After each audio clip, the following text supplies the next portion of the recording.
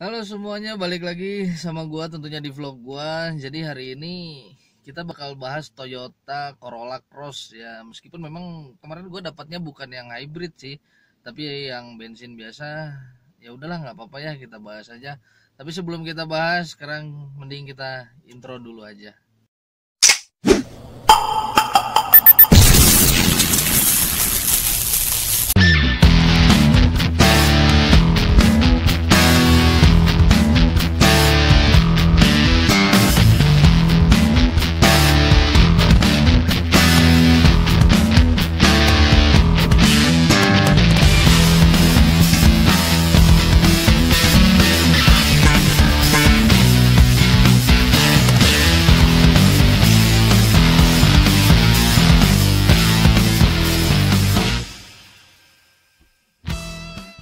Kalau kita dengar nama Corolla, sebenarnya di otak kita tuh udah identik ya, udah identiknya sama mobil sedan.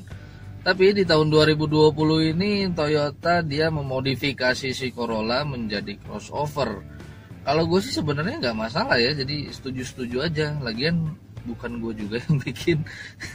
Harga dari Toyota Corolla Cross itu mulai dari yang bensin ya, yang bensin itu dia 460 jutaan. Tapi kalau yang hybrid itu 500 jutaan. Setengah miliar dapat Corolla ya, lumayan mahal juga ya. Tapi wajar sih karena dia punya mesin tuh hybrid. Nah, sekarang kita bakal bahas dari mukanya dulu ya. Kalau dilihat-lihat mukanya itu sebenarnya lebih ke simpel ya, jadi nggak banyak macam-macam, tapi bagus gitu ya. Sederhana tapi oke. Malah gue lebih senang begitu sebenarnya. Terus grillnya juga kalau menurut gue bagus karena dia besar, terus kayak sarang lebah gitu ya, jadi bagus lah pokoknya. Gue seneng ngelihatnya, jadi nggak terlalu ramai sama chrome. Terus di bagian bawah itu ada bumper yang berwarna hitam Dove. Itu bumpernya bagus juga, cuman di bawahnya itu kayak ada underguard, itu dia sewarna sama body ya, nggak sama si bumpernya itu nggak. Jadi ada dua warna lah pokoknya. Terus lampunya ini gue senang karena dia sudah memiliki LED projector, itu yang penting. Jadi bagus, cantik. Kalau nyala pun dia berwarna putih, itu keren. Terus ada lampu di RL-nya juga, jadi mempercantik lagi. Terus di situ lampu seinnya juga udah bagus karena dia sudah memakai LED. Terus di bagian bawahnya dia ada sensor. Jadi dia punya corner sensor tuh rata sama si bodi mobilnya. Itu gue seneng banget melihatnya. Jadi nggak nonjol warna hitam, itu ganggu banget ya sebenarnya. Terus di paling bawah itu dia ada fog lamp. Fog lampnya ini dia juga sama sudah LED. Jadi kelengkapan lampunya bagus lah. Kalau misalkan dilihat dari samping, sebenarnya dia kelihatan crossover ya, karena dia memiliki fender. Jadi dari depan sampai belakang dia memiliki fender yang lumayan besar. Tapi karena mobil ini bentuknya kayak mobil hatchback, jadi terus kurang tinggi gitu kan. Jadi cuman lebih tinggi sedikit lah dari mobil hatchback kalau menurut gua. Jadi kalau menurut gue masih kurang cross ya, kurang cross gitu. Jadi gimana gitulah pokoknya. Tapi overall sih dari depan sampai belakang gitu, maksudnya dari sisi sampingnya itu oke sih. Desain velgnya menurut gue oke, bagus. Gue suka karena dia two-tone, jadi ada dua warna dan seperti itu desainnya. Gue suka sebenarnya sama desain velgnya. Oke, terus dia tuh pakai ukuran ban 225/50 ringnya ya. Ringnya lumayan agak besar, dia pakai ring 18. Jadi si mobil tuh terlihat lebih kekar gitu ya kalau misalkan ringnya sebesar itu. Spionnya oke. Spionnya oke, bentuknya bagus, nggak lebay. Yang terpenting sebenarnya ya di bagian spion itu adalah lampu sein. Lampu seinnya ini dia sudah memakai LED, jadi lebih terang. Pertama itu lebih terang dan bagus aja gitu, kelihatannya lebih cantik. Terus di door handle-nya ini dia warna body. Terus dia juga punya akses smart key tapi bukan tombol. Jadi smart key-nya itu kayak sensor gitu ya. Jadi kita tempelin jari kita ke situ, jari tangan ya, bukan jari kaki. Kita tempelin di situ dan dia langsung ngebuka. Biasanya kan kalau misal mobil-mobil yang lain tuh kayak Yaris gitu, dia ada kotak hitam gitu bentuknya, kita pencet ya. Kalau ini enggak. Nah, sekarang kita beralih ke bagian belakangnya. Kita bahas kelengkapannya dulu ya. Kelengkapannya di sini dia sudah bagus, sudah sangat bagus malah ya. Karena dari atasnya dia sudah memiliki antena model shark fin, jadi kelihatan lebih anak muda. Punya Hyman stop lamp, rear defogger, rear wiper, ada kamera mundur. Ini yang penting sebenarnya, kamera mundur itu sangat-sangat membantu sekali. Terus di situ juga ada sensor parkir ya. Lalu udah ada kamera, ada sensor, jadi tambah nyaman. Jadi kelengkapannya udah cukup baik, nggak bisa diragukan lah. Dan sekarang kita bergeser sedikit. Kita lihat stop lampnya. Stop lampnya ini sebenarnya stop lampnya bagus sih. Gua nggak masalah sama stop lampnya, karena dia sudah memakai LED dan bagus juga LED-nya ya, kayak LED bar gitu. Tapi ada tapinya di sini. Lampu sein dan lampu mundur. Ini sayang banget lah, mobil yang nyaris setengah miliar itu lampu sein sama lampu mundurnya masih menggunakan bohlam. Ini sangat-sangat kurang sekali kalau menurut gua. Karena mungkin dari pihak Toyota gua nggak tahu bagaimana ya pemikirannya. Tapi kalau menurut gua dengan harga yang nyaris setengah miliar, yang kecil-kecil begitu harusnya diganti sih. Sekarang kita lihat bagian interiornya ya. Interiornya ini nyamuk. Ya, interiornya ini gue suka ya karena dia berwarna hitam gitu, dashboardnya ya bagus ya, hitamnya juga bagus tuh. Terus ada sedikit ornamen silvernya, jadi menambah apa ya, menambah kemewahan mungkin ya, jadi bagus juga. Gue nggak bermasalah sih sama desain ininya, karena kalau misalkan dikasih warna beige, gue bukan penggemarnya. Gue bukan penggemar warna beige, jadi karena kalau warna beige itu rawan sekali sama kotor ya, apalagi kalau kita punya anak kecil, dia makan coklat, dia minum apa yang ya begitulah, kalian tahu lah anak kecil gimana, terus tumpah bekas coklat di mana-mana, itu ngebersihinnya agak lumayan PR. Desain setirnya pun kalau menurut gue sih bagus ya, karena desainnya tuh pertama sudah dibalut kulit, terus kedua desainnya juga oke gitu. Kok bahas di sini sih? Kelengkapannya aja lah. Di sini lumayan banyak tombol. Jadi di situ tuh ada tombol Bluetooth teleponi, ada audio steering switch, ada voice command, bisa untuk MID juga. Terus di sebelah kirinya ada apa namanya itu kalau nggak salah cruise control apa bukan sih? Ya bisa kalian bisa komen di bawah ya. Terus pengaturannya juga udah cukup ya kalau menurut gua. Jadi gua nggak bermasalah sama setirnya. Dan di bagian tengah sini, bagian tengahnya ya, konsol tengahnya ini tuh dia bagus ya, karena dia sudah memiliki audio. Jadi dia punya head unit itu dia sudah touchscreen. Ya iyalah, masa mobil semahal itu nggak dikasih touchscreen ya, punya seperti itu.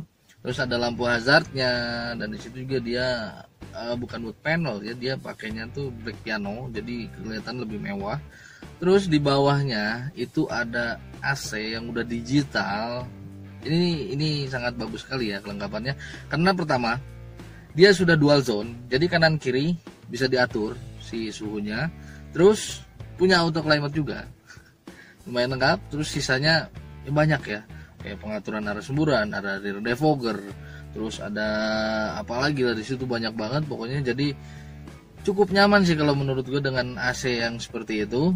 Transmisinya dia matic dan sudah Tiptronic juga, jadi bisa matic bisa manual lah, intinya seperti itu.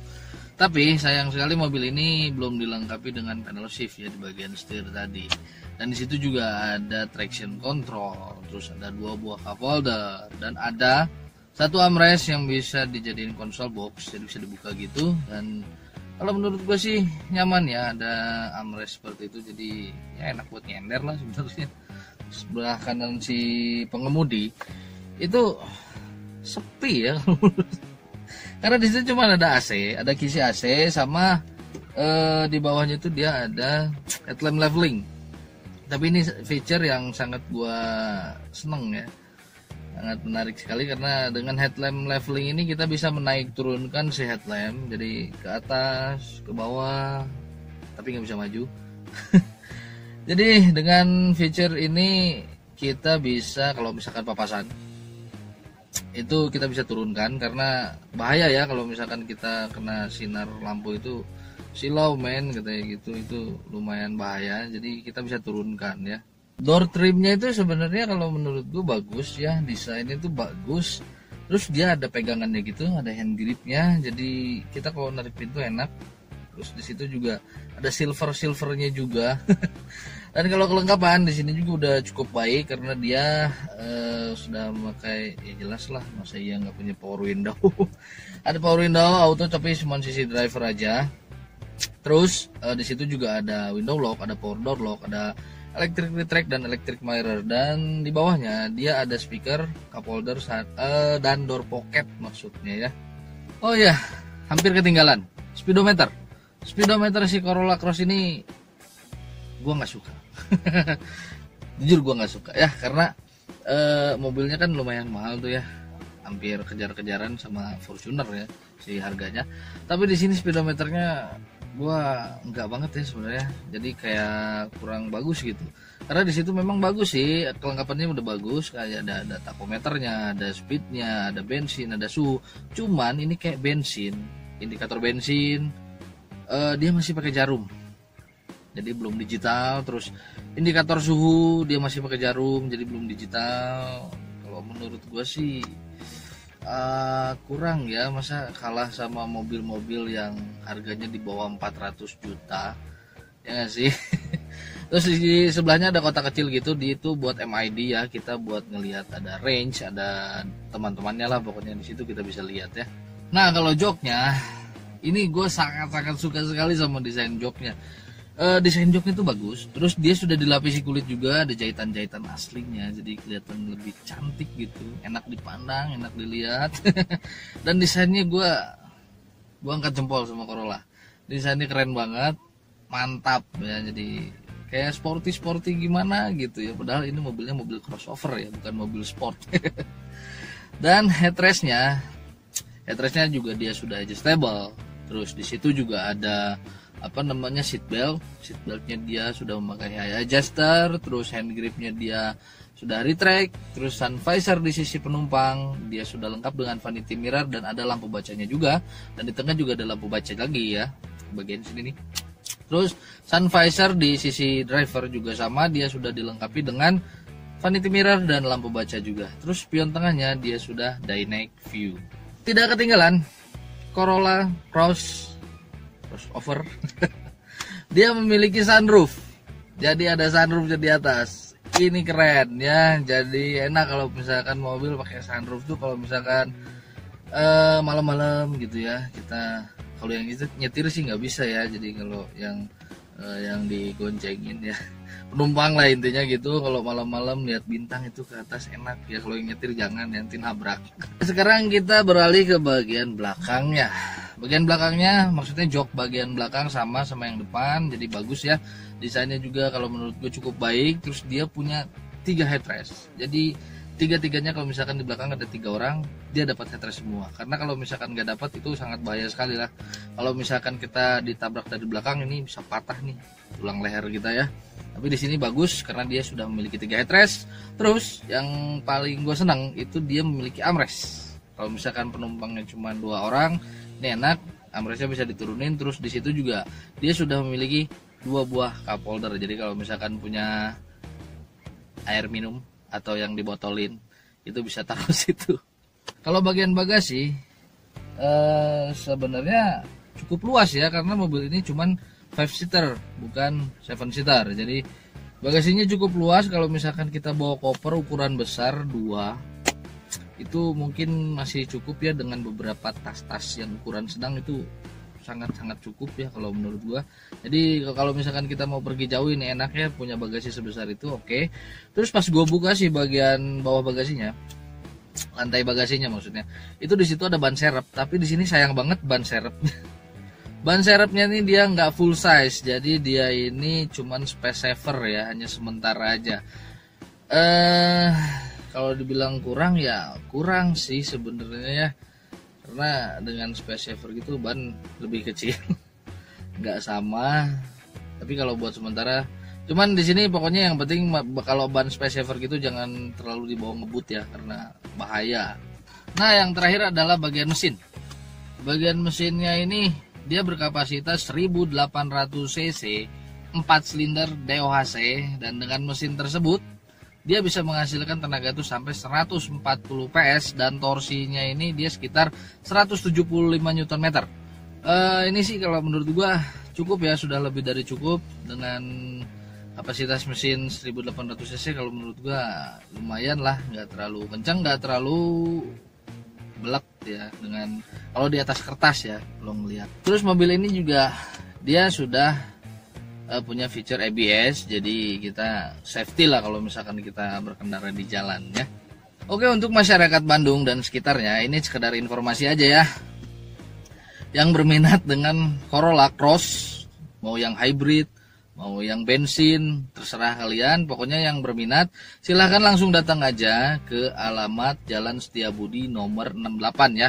Namanya itu dia Auto 2000 Setiabudi. Pokoknya datang aja langsung situ, nanti gue cantumin nomor marketingnya, namanya Ivan ya. Kalian bisa langsung WhatsApp aja lah. Oke, mungkin cukup sekian dulu pembahasan kita tentang Toyota Corolla Cross, meskipun bukan yang hybrid. Semoga videonya bermanfaat. Yang belum subscribe silahkan subscribe channel ini supaya kalian selalu dapat video-video terbaru lagi dari gua. Terima kasih sudah menonton, sampai jumpa lagi. Bye.